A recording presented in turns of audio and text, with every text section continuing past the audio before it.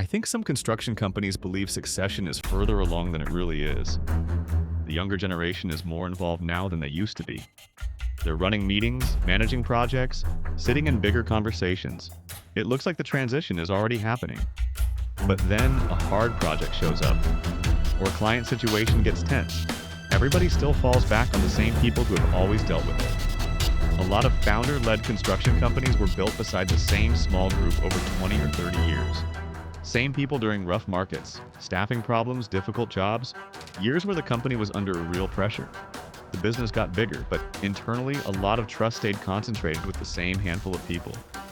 And I think some owners assume exposure and succession are the same thing, when in reality they aren't. Being around leadership is different than being the person people trust once things get hard. A lot of younger leaders get responsibility, but only up to a point. The younger people inside the company know who ownership trusts. They know whose opinions matter most. They know who gets pulled into the room when a project starts drifting.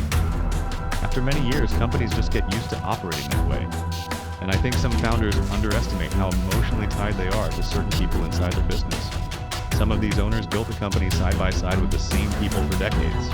At a certain point, those veterans stop feeling separate from the company itself.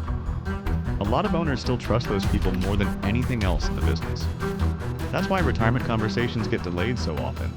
Everybody knows certain people are getting older, but the company still operates like they're always going to be there. Somebody talks about slowing down, then 6 months later, they're right back in the middle of a project because everybody feels more comfortable when they're involved. When they finally retire or leave unexpectedly, the company feels different almost immediately. Everybody got used to certain people being in the middle of everything, and a lot of confidence inside the business got attached to that. You are going to see more of this over the next few years. It's not because the next generation of leaders aren't there, but there's still a pretty big difference between visibility, responsibility, and ownership, fully trusting the next group the same way they have trusted their veterans.